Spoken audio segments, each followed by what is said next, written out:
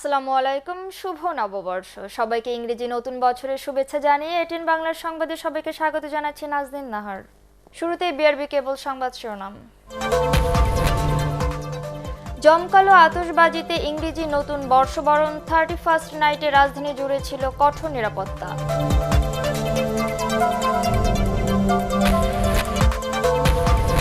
কালের নিয়মে কেটে গেল 2021, মহামারী নিয়ন্ত্রণে এলেও ওমিক্রনের ভয় নিয়ে নতুন বছর শুরু।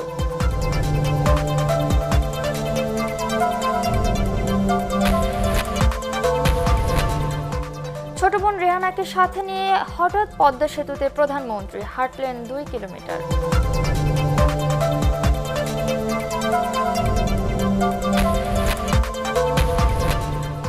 শপথ নিলেন নতুন প্রধান বিচারপতি হাসান ফয়েজ সিদ্দিকী, বঙ্গভবনে সীমিত অনুষ্ঠান।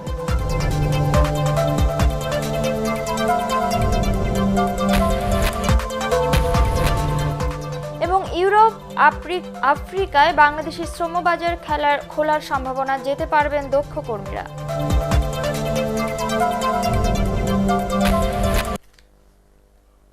শুনছিলেন বিআরবি কেবল সংবাদ শিরোনাম।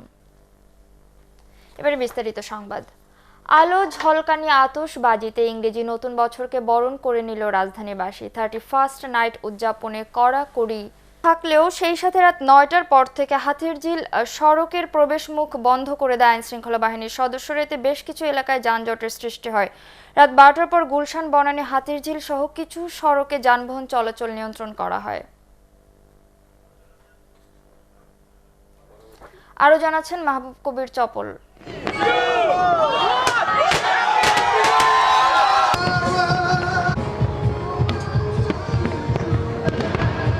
পুরাতন মানেই স্মৃতি, নতুন মানেই সাদরে গ্রহণ।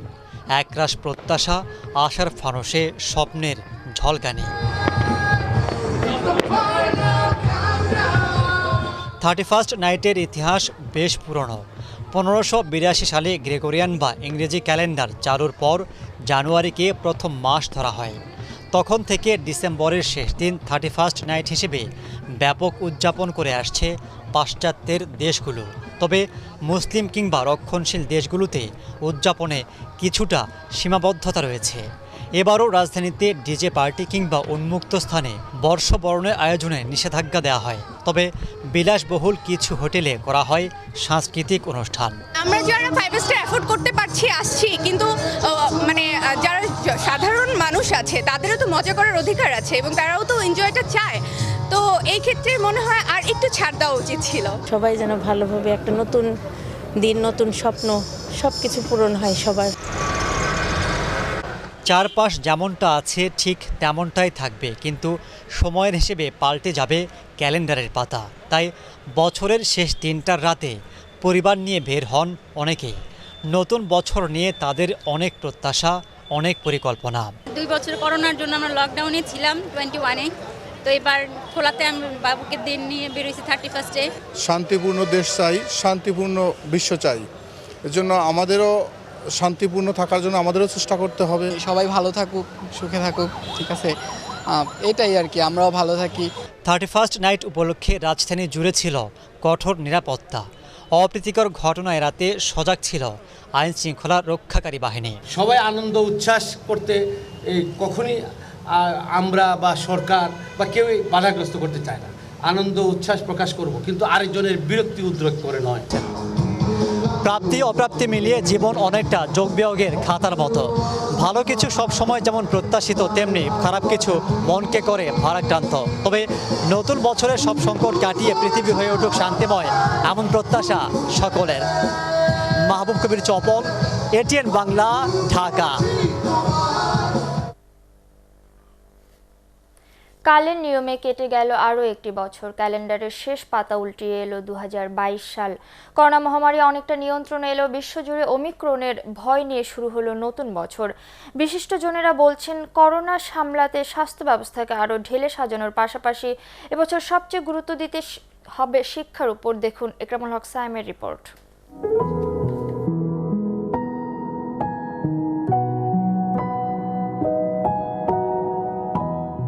প্রত্যেকটি প্রভাতই সম্ভাবনার। পুরনো জীর্ণতা কেটে প্রাণ সঞ্চার হয় জীবন ও প্রকৃতিতে। দুর্যোগ দুর্বিপাকার আধার মাড়িয়ে প্রতিটি প্রাণবনে স্বপ্নের বীজ। আবার মহাকালের আবর্তে হারিয়ে যায় এক একটি দিন, এক এক করে পাল্টাতে থাকে ক্যালেন্ডারের পাতা। কালে সেই চক্রে এলো নতুন বছর ২০২২। বছরটিকে অনেকেই ইংরেজি বর্ষ বলে কিংবা ইংরেজি নববর্ষ হিসেবেও চিহ্নিত করে থাকে।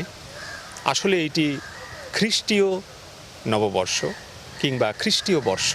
এই যে খ্রিস্টাব্দ বা খ্রিস্টীয় সন, এটিকে আন্তরিকভাবে স্বাগত জানাই। এ কারণে আমাদের জীবনযাত্রা আজকে এই খ্রিস্টীয় সনের সঙ্গেই সম্পৃক্ত হয়ে গেছে। ফেলে আসা দিনগুলোর ভুল ত্রুটি বিচ্যুতি যা ছিল সেগুলোর ভিত্তিতেই আগামী বছর আমাকে নির্মাণ করে নিতে হবে, যেন ভুল ত্রুটি বিচ্যুতির পুনরাবৃত্তি না হয়। আগের বছরের মতো ২০২১ সালেও করোনার থাবা বিস্তার করেছিল গোটা বিশ্বে। অবস্থার কিছুটা উন্নতি হলেও মহামারীর নতুন রূপ ওমিক্রন ভাঁজ ফেলেছে বিশ্ববাসীর কপালে। সবাইকে টিকার আওতায় আনার পাশাপাশি স্বপ্ন বিনির্মাণে সাহস আর সচেতনতাকে সঙ্গে নিয়ে নতুন বছরে এগুনের পরামর্শ বিশিষ্টজনদের। সবচেয়ে বড় কথা, করোনাকে সামলাতে হবে, অমিক্রনকে সামলাতে হবে। দুর্যোগ দুর্বিপাক মানব জীবনের অপসম্ভাবী বা অনিবার্য বৈশিষ্ট্য, এগুলোকে সামলেই আমাকে এগোতে হবে, কিন্তু স্বপ্ন দেখতে হবে। আমরা যেন সবাই ভ্যাকসিনটা নিই। ওমিক্রনের কথা শোনা যাচ্ছে, এরপরে হয়তো অন্য কিছু আসতে পারে।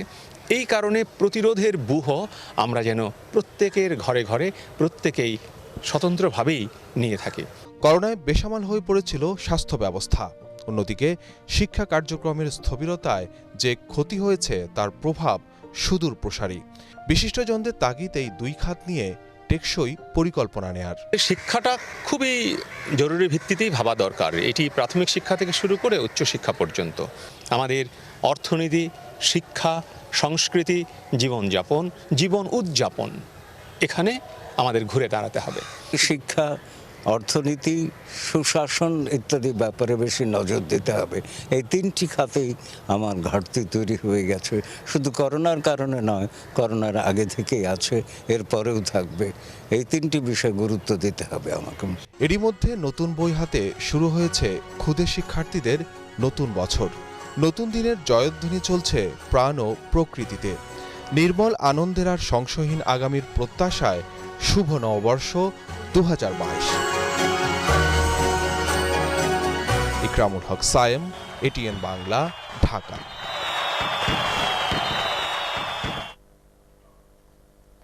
31st নাইটকে সামনে রেখে যে কোনো ধরনের অপ্রীতিকর পরিস্থিতি এড়াতে রাজধানী জুড়ে নেওয়া হয়েছে কঠোর নিরাপত্তা ব্যবস্থা। সড়কে চলাচলকারী বেশিরভাগ যানবাহনেই তল্লাশি করছে পুলিশ। সেই সাথে রাত ৯টার পর থেকে হাতিরঝিল সড়কের প্রবেশমুখ বন্ধ করে দেয় আইনশৃঙ্খলা বাহিনীর সদস্যরা। এতে বেশ কিছু এলাকায় যানজটের সৃষ্টি হয়। রাত ১২টার পর গুলশান, বনানী, হাতিরঝিল সহ কিছু সড়কে যানবাহন চলাচল নিয়ন্ত্রণ করা হয়।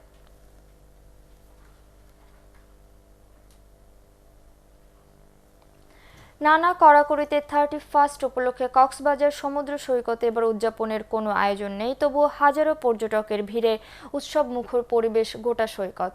তারা বলছেন, পুরানো বছরের বিদায় ও নতুন বছরকে স্বাগত জানাতেই সেখানে সমবেত হয়েছেন সবাই।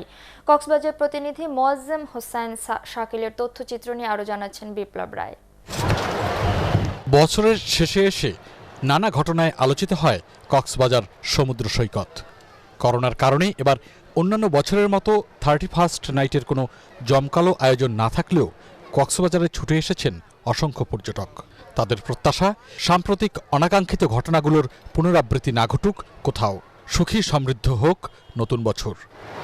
ওয়ার্ল্ডের লংগেস্ট বিচ, আমি চাই আরও টুরিস্ট আসুক, তারা এখানে এসে দেখুক আমাদের বাংলাদেশে যে কি কালচার আছে কি না আছে, আরও বাইরে থেকে মানুষ আসুক, আমি এটা চাই। মানে আমরা আর সেই পুরনো কোনো দুর্ঘটনা শুনতে চাই না। প্রত্যেকটা নারী পুরুষ সবাই যেন সমান অধিকারে সুন্দরভাবে বেঁচে থাকে এবং প্রত্যেকটা মহিলা যেন আর কোনো ধরনের ইফটিজিং, রেপ এসবের মধ্যে যেন না পড়ে। এদিকে কয়েকদিন আগে নারী ও শিশুদের জন্য বিশেষ স্থান নির্ধারণ করে সমালোচনার মুখে তা আবার বাতিল করা হয়। প্রশাসনের পক্ষ থেকে বলা হয়, সৈকতে ভ্রমণে আসা পর্যটকদের নিরাপত্তার নিশ্চিত করতে সব ধরনের উদ্যোগ নেওয়া হয়েছে।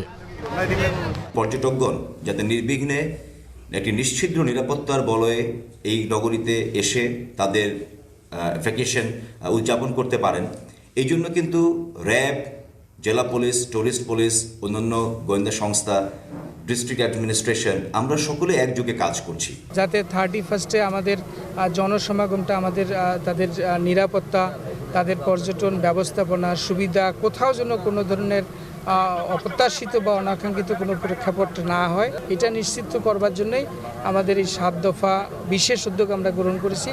ভ্রমণের নিরাপদ পরিবেশ ও পর্যটন এলাকায় খাবার সহ সব পণ্যের সঠিক দাম নিশ্চিত করতে পারলেই সারা বছর কক্সবাজার পর্যটকে ভরপুর থাকবে বলে মনে করছেন পর্যটন সংশ্লিষ্টরা। বিপ্লব রায়, এটিএন বাংলা। পদ্মা সেতু পরিদর্শন করলেন প্রধানমন্ত্রী শেখ হাসিনা ও তার ছোট বোন শেখ রেহানা। শুক্রবার সকালে আকস্মিকভাবে গাড়ি বহর নিয়ে পদ্মা সেতুতে পৌঁছান তারা। এরপর সেতুর 7 থেকে 18 নম্বর পিলার পর্যন্ত প্রায় 2 কিলোমিটার পথ হেঁটে যান দুই বোন। পরে গাড়িতে চড়ে সেতু পার হয়ে জাজিরা প্রান্তের সার্ভিস এরিয়ায় গিয়ে নাস্তা করেন তারা। পদ্মা সেতু প্রকল্প সংশ্লিষ্টরাই তাদের নাস্তার আয়োজন করেন। সেখান থেকে গণভবনের উদ্দেশ্যে রওনা হন প্রধানমন্ত্রী। পদ্মা সেতু পরিদর্শনের সময় শেখ হাসিনাকে বেশ উৎফুল্ল দেখাচ্ছিল বলে তার বহরের সঙ্গে থাকা কর্মকর্তারা জানান। দেশের 23তম প্রধান বিচারপতি হিসেবে শপথ নিয়েছেন হাসান ফয়েজ সিদ্দিকী। বঙ্গভবনের রাষ্ট্রপতি আব্দুল হামিদ নতুন প্রধান বিচারপতিকে শপথ বাক্য পাঠ করান। নজিবুর রহমানের রিপোর্ট। 21তম প্রধান বিচারপতি এসকে সিনহার পদত্যাগের পর 2018 সালে প্রধান বিচারপতি হিসেবে দায়িত্ব গ্রহণ করেন বিচারপতি সৈয়দ মাহমুদ হোসেন। এবছর অবসরে যান তিনি। এরপরই দেশের বিচারাঙ্গনের শীর্ষ পদটিতে কে আসছেন তা নিয়ে শুরু হয় নানান হিসাব নিকাশ। এর মাঝেই বিভিন্ন সূত্রে উঠে আসে আপিল বিভাগের জ্যেষ্ঠ বিচারপতি হাসান ফয়েজ সিদ্দিকীর নাম। নবনিযুক্ত মাননীয় প্রধান বিচারপতিকে শপথ বাক্য পাঠ করানোর জন্য শুক্রবার বিকেলে বঙ্গভবনে শুরু হয় নতুন প্রধান বিচারপতির শপথ পড়ানোর আনুষ্ঠানিকতা। বিকেল 4টার কিছু পরে দরবার হলে রাষ্ট্রপতি আব্দুল হামিদ শপথ বাক্য পাঠ করান দেশের 23তম প্রধান বিচারপতি হাসান ফয়েজ সিদ্দিকীকে। আমি বাংলাদেশের সংবিধান ও আইনের রক্ষণ সমর্থন। শপথ অনুষ্ঠানে উপস্থিত ছিলেন প্রধানমন্ত্রী শেখ হাসিনাও। করোনাকালে সীমিত পরিসরে আয়োজিত শপথ অনুষ্ঠানে আরও যোগ দেন রাষ্ট্রের গুরুত্বপূর্ণ ব্যক্তিরা। 65 বছর বয়সী নতুন প্রধান বিচারপতি হাসান ফয়েজ সিদ্দিকী 1981 সালের 21 আগস্ট আইন পেশায় যোগ দেন। এরপর 2009 সালে হাইকোর্ট বিভাগের এবং 2013 সালে আপিল বিভাগে নিয়োগ পান। এছাড়াও অতিরিক্ত অ্যাটর্নি জেনারেল হিসেবেও দায়িত্ব পালন করেছেন তিনি। নজিবুর রহমান, এটিএন বাংলা, ঢাকা। বেগম খালেদা জিয়ার মুক্তির দাবিতে চলমান আন্দোলন শিগগিরই গণ আন্দোলনের রূপ নেবে বলে হুঁশিয়ারি দিয়েছেন বিএনপি মহাসচিব মির্জা ফখরুল ইসলাম আলমগীর। ঢাকা রিপোর্টার্স ইউনিটিতে আলোচনা সভায় তিনি বলেন, সময় থাকতে খালেদা জিয়ার মুক্তি ও নিরপেক্ষ সরকারের অধীনে জাতীয় নির্বাচনের দাবি মেনে না নিলে রাজপথে এর সমাধান হবে। এই লড়াই এখন বেগবান হয়েছে জনগণের স্বতঃস্ফূর্ত অংশগ্রহণের মধ্য দিয়ে। এটা আমরা সবাই লক্ষ্য করছি। আমরা বিশ্বাস করি যে এই লড়াই অতি অল্প সময়ের মধ্যে একটা দুর্বার গণ আন্দোলনে পরিণত হবে এবং এই গণ আন্দোলনের মধ্য দিয়েই আমরা আমাদের দেশনেত্রীকে মুক্ত করতে সক্ষম হব, আমরা আমাদের গণতন্ত্রকে রক্ষা করতে সক্ষম হব। আসুন ঐক্য সৃষ্টি করি, রাজপথেই ফয়সালা হবে। বিএনপির মুখে আন্দোলন আর গণ আন্দোলন এক ধরনের মুখরোচক শব্দ বলে মন্তব্য করেছেন আওয়ামী লীগ সাধারণ সম্পাদক ওবায়দুল কাদের। তিনি বলেন, বিগত এক যুগের বেশি সময় ধরে সরকার পতন আন্দোলনে বিএনপি চরম ব্যর্থতার পরিচয় দিয়েছে। বিএনপি মহাসচিব ঘোষিত সরকার পতনের ওয়ার্ম আপে কোনো কাজ হবে না উল্লেখ করে ওবায়দুল কাদের বলেন, নেতিবাচক ও হঠকারী রাজনীতির কারণে জনগণ তাদের চিনে ফেলেছে। রাজধানীর বাসায় এক ব্রিফিংয়ে ওবায়দুল কাদের এসব কথা বলেন। সরকারের পতন আন্দোলন এসব মুখরোচক শব্দ ব্যবহার করে কোনো লাভ নেই।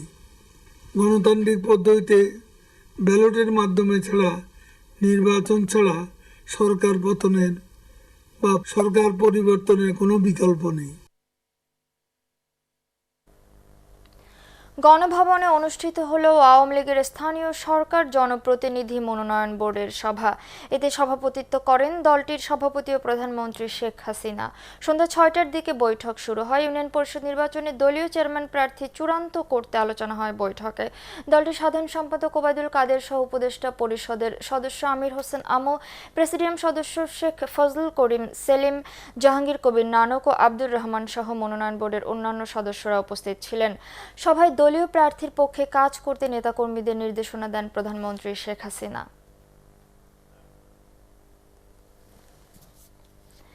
মালয়েশিয়ার পর এবার বাংলাদেশিদের জন্য খুলছে ইউরোপ এবং আফ্রিকার বেশ কয়েকটি দেশের শ্রমবাজার।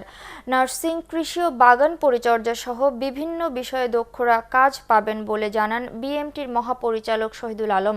তবে জুনের মধ্যে 9 লাখ কর্মী পাঠাতে ইউরোপের পাশাপাশি লিবিয়া, ইরাক ও সৌদি আরব মতো পুরনো শ্রম বাজারগুলো ধরার পরামর্শ অভিবাসন বিশ্লেষকদের। ইমদাদুল্লাহ বাবুর রিপোর্ট। করোনা পরবর্তী সময়ে ইউরোপের দেশগুলোতে দেখা দিয়েছে ব্যাপক কর্মী চাহিদা। নতুন করে তৈরি হওয়া শ্রমবাজারের এই চাহিদাকে কাজে লাগাতে চায় বাংলাদেশ। এরই মধ্যে বৈধ পথে ইউরোপের দেশ Greece, Albania, Serbia, Yugoslavia, Croatia, Romania ও মাল্টা কর্মী নেয়ার ব্যাপারে আশ্বাস দিয়েছে। আফ্রিকারও বেশ কয়েকটি দেশে বাংলাদেশি কর্মীদের কাজের সুযোগ আছে। জনশক্তি কর্মসংস্থান ও প্রশিক্ষণ ব্যুরোর মহাপরিচালক জানিয়েছেন, গ্রিস ও মাল্টায় জনবল পাঠানোর কাজ অনেকটাই এগিয়ে আনা হয়েছে। তবে এর পাশাপাশি পুরনো শ্রমবাজারও ধরতে সরকারকে চেষ্টা করার তাগিদ অভিবাসন বিশ্লেষকদের। বিদেশে আমাদের বাজার সম্প্রসারণের চেষ্টাটি আছে। দক্ষতার ক্ষেত্রে আসলে নির্মাণ, নার্সিং একটা বড় খাত হয়ে উঠবে। দক্ষ কর্মী বলতে যা আমরা বুঝি, বড় দালান বানানো, মোটর গাড়ি বানানো, বৃক্ষরোপণ, আমাদের কৃষিকাজ, এগুলোরও তো অনেক চাহিদা আছে। কিছুদিনের মধ্যে সৌদি আরব থেকে প্লান্টেশনের জন্য অনেক কর্মী নেওয়া হবে। ইউরোপ এবং আফ্রিকার শ্রমবাজারটা নতুন খুলবার জন্য যেটি আমরা দেখতে পাচ্ছি, এটা আমাদের জন্য ভালো দিক। কিন্তু প্রশ্ন হচ্ছে এটা ছোট্ট শ্রমবাজার হবে। শুধুমাত্র ইউরোপ এবং আফ্রিকার শ্রমবাজার দিকে তাকিয়ে না থেকে মালয়েশিয়ার মতো শ্রমবাজার দিকে আমাদেরকে নজর দিতে হবে, যেটি অতি সম্প্রতি খুলবার জন্য আমরা দেখেছি দ্বারমুক্ত হচ্ছে। আমাদেরকে ইরাক, লিবিয়া, কুয়েত, এগুলি বড় শ্রমবাজার আমাদের, সেই জায়গাগুলোকে আমাদের নজর দিতে হবে। অভিবাসন বিশ্লেষকরা বলছেন, বিদেশে লোকবল পাঠাতে জড়িত সবগুলো সরকারি সংস্থাকে একই প্ল্যাটফর্মে আনা দরকার। এ লক্ষ্যে বিএমইটির ছাড়পত্র আরও সহজ করার পাশাপাশি কর্মীদের প্রশিক্ষণের ব্যবস্থাও করা হচ্ছে বলে জানান বিএমইটির মহাপরিচালক। আমরা বিএমইটির সেবাকে সহজ করে দিয়েছি, কর্মীদের পাশে আছি, তাদের প্রশিক্ষণের ব্যবস্থা করে দিয়েছি এবং বিএমইটির সকল কাজগুলোকে আস্তে আস্তে আমরা অটোমেশনের দিকে যাচ্ছি। এ কারণে সহজে মানুষ বিদেশে যেতে পারছে। প্রচুর নার্স কিন্তু শহীদ মিনারে ঘুমিয়ে থাকে, আন্দোলন করে, চাকরি নাই, কিন্তু বিদেশে প্রচুর নার্সের চাহিদা রয়েছে। আমরা কেন নার্স প্রেরণ করতে পারছি না? তার কারণটা হচ্ছে গিয়ে যে আমরা আমাদের কর্মীদেরকে ইন্টারন্যাশনাল সার্টিফাইড হিসেবে তৈরি করতে পারছি না। গভর্নমেন্টের অনেকগুলি টিটিসি রয়েছে এবং 70-72টা রয়েছে এবং সেখানে কিন্তু এখন যে কর্মীদের যে প্রশিক্ষণ করানো হয় সেটি কিন্তু আমাদের এই বিশ্বমান উপযোগী কিনা সেটা আমাদেরকে ভাবতে হবে। পাবলিক প্রাইভেট পার্টনারশিপটা করতে হবে। একজন বেসরকারি রিক্রুটিং এজেন্সির কাছে কিন্তু চাহিদাপত্র আসে, তিনি জানেন কোন দেশে কোন ধরনের কর্মী লাগবে, কোন স্কিল কর্মী লাগবে। পৃথিবীর বিভিন্ন দেশে 1 কোটিরও বেশি বাংলাদেশি কর্মী কাজ করছেন, যারা প্রতি বছর প্রায় $24 বিলিয়ন রেমিটেন্স দেশে পাঠাচ্ছেন। ইমদাদুল্লাহ বাবু, এটিএন বাংলা, ঢাকা। আজ থেকে শুরু হচ্ছে মাসব্যাপী ঢাকা আন্তর্জাতিক বাণিজ্য মেলা। মেলায় অংশ নিতে ব্যবসায়ীদের শেষ মুহূর্তের প্রস্তুতি চলছে। পূর্বাচলে মেলা প্রাঙ্গণে আয়োজিত সংবাদ সম্মেলনে বাণিজ্য মন্ত্রী টিপু মুন্সি জানিয়েছেন, প্রথমবারে কিছু ত্রুটি বিচ্যুতি থাকলেও আগামী বছর থেকে বছরব্যাপী বিভিন্ন প্রদর্শনী হবে সেখানে। শারফুল আলমের রিপোর্ট। প্রথমবারের মতো জানুয়ারি মাসের প্রথম দিন থেকেই ঢাকার কাছে পূর্বাচলে বসছে ঢাকা আন্তর্জাতিক বাণিজ্য মেলা। মেলায় অংশ নিতে ব্যবসায়ীরা শেষ মুহূর্তের প্রস্তুতি সম্পন্ন করছেন। তারা আশা করছেন নির্ধারিত সময়ের মধ্যেই প্রয়োজনীয় পণ্যের পসরা নিয়ে হাজির হতে পারবেন। আমাদের কিছু লাইটের কাজ আছে, কিছু রঙের কাজ আছে, আর এই টুকিটাকি ডেকোরেশনের কাজ আর কি। আমাদের প্রোডাক্টগুলো চলে আসছে, হ্যাঁ, এখন আমরা ডিসপ্লে করতেছি আর কি। তবে এখনো মেলায় অংশগ্রহণকারী বেশিরভাগ স্টলের নির্মাণ কাজ শেষ হয়নি। আয়োজকদের তথ্য মতে এবারের 26তম ঢাকা আন্তর্জাতিক বাণিজ্য মেলায় অংশ নিচ্ছে 23টি প্যাভিলিয়ন, 27টি মিনি প্যাভিলিয়ন, 162টি স্টল ও 15টি খাবার দোকান। সবকিছু ডিপেন্ডশিপ করে আপনার কারিগরদের উপরে। যদি তারা যে নেগলেন্সি করে তাহলে তার কিছু করা সম্ভব না। এখন শুধু ভিতরে ডেকোরেশন আছে, বাকি ডেকোরেশন হলেই কাজ শেষ। মাসব্যাপী বাণিজ্য মেলার জন্য স্থায়ী এই স্থানে বছরব্যাপী বিভিন্ন প্রদর্শনীর আয়োজন করতে চায় সরকার। যেমনটা চেয়েছিলাম তেমনটা করতে পারি না, এই জায়গা কমে গেছে, স্টলগুলো কমে গেছে। অনেক যারা আসার কথা তারা প্রথমবার অনেকে রিস্ক নিতে চায়নি, তারা মনে করছে কি হবে, তাদের ইনভেস্টমেন্টটা ঠিক হবে কিনা। যদিও এটা এক মাসেরই মেলাটা, কিন্তু আসলে সারা বছর ধরেই এই প্রেমিসিসের আমরা ভীষণ রকম সুবিধা পাবো, আমাদের প্রোডাক্ট দেখাতে পারবো। আয়োজকরা বলছেন মেলার নিরাপত্তা ব্যবস্থা জোরদার করা হয়েছে। এছাড়াও করোনাকালে পর্যাপ্ত স্বাস্থ্যবিধি মেনে যাতে মেলায় দর্শনার্থীরা আসে তাও কঠোরভাবে পর্যবেক্ষণ করা হবে। এবার কিছুটা ত্রুটি বিচ্যুতি থাকলেও বাণিজ্য মন্ত্রী আশা করছেন আগামী বছর থেকে এই মেলা আরও বেশি জমজমাট হয়ে উঠবে। শারফুল আলম, এটিএন বাংলা, পূর্বাঞ্চল, ঢাকা। আর্মি গলফ ক্লাবে শেষ হলো 4 দিন ব্যাপী ND new year cup golf tournament 2021। সন্ধ্যায় ক্লাবের গলফ গার্ডেনে বিজয়ীদের মধ্যে পুরস্কার বিতরণ করেন সেনাবাহিনী প্রধান জেনারেল এস.এম. শফিউদ্দিন আহমেদ। 5টি ক্যাটাগরিতে আয়োজিত টুর্নামেন্টে 773 জন খেলোয়াড় অংশ নেন। এতে ওভারঅল চ্যাম্পিয়ন হন শেখ হাসিবুল করিম। আর্মি গলফ ক্লাবের president major general Mushfiqur Rahman, NED গ্রুপের ডাইরেক্টর অ্যান্ড সিইও আশরাফুদ্দিন সরকারের সহ অন্যান্যের মধ্যে উপস্থিত ছিলেন।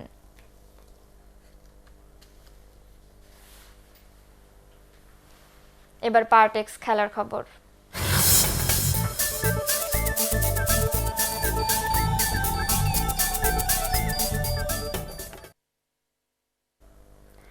চার শতাধিক খেলোয়াড়ের অংশগ্রহণে শেষ হলো বঙ্গবন্ধু জাতীয় বডি বিল্ডিং চ্যাম্পিয়নশিপ। জাতীয় ক্রীড়া পরিষদের শেখ কামাল অডিটোরিয়ামে 3 দিনের এই টুর্নামেন্টে পুরুষ বডি বিল্ডিং ও ফিজিক এবং নারী এই 3 বিভাগে 13টি ইভেন্টে পদকের জন্য লড়াই করেন দেশ সেরা বডি বিল্ডাররা। এ সময় উপস্থিত ছিলেন বাংলাদেশ শরীরগণ ফেডারেশনের সাধারণ সম্পাদক ও মিনিস্টার বাংলাদেশের নজরুল ইসলাম এবং মিডিয়া কমিটির চেয়ারম্যান নুরুল ইসলাম নাইম।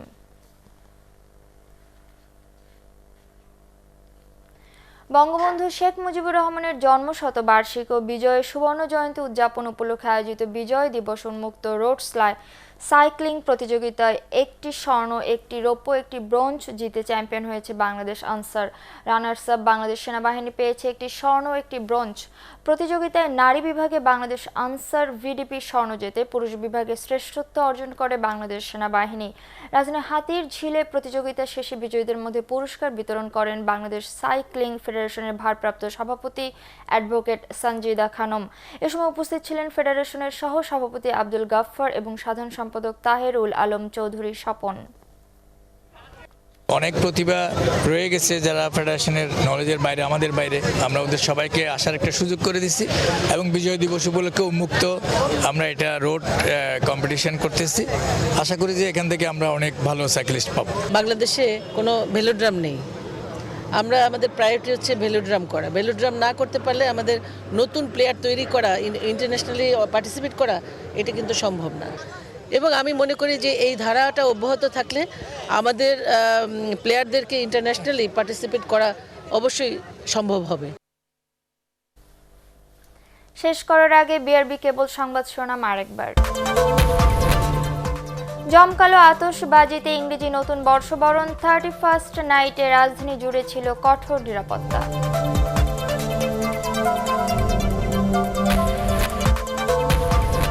কালের নিয়মে কেটে গেল 2021। মহামারী নিয়ন্ত্রণে এলেও ওমিক্রনের ভয় নিয়ে নতুন বছর শুরু।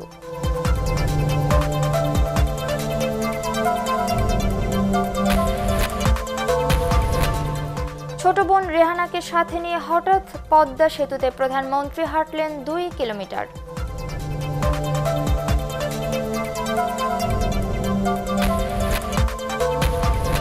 শপথ নিলেন নতুন প্রধান বিচারপতি হাসান ফয়েজ সিদ্দিকী, বঙ্গভবনের সীমিত অনুষ্ঠান।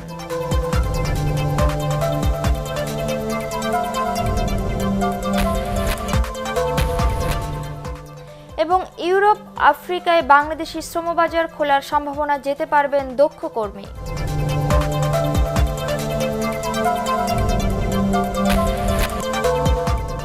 দর্শক, এই ছিল এখনকার মতো সংবাদ। পরবর্তী সংবাদ দেখার আমন্ত্রণ জানিয়ে শেষ করছি। করোনা ভাইরাস থেকে নিজেকে সুরক্ষিত রাখতে মাস্ক পরুন, বারবার হাত পরিষ্কার করুন। এটিএন বাংলা সংবাদ ইউটিউব দেখতে ব্রাউজ করুন youtube/ATN বাংলা। সবাইকে নববর্ষের শুভেচ্ছা।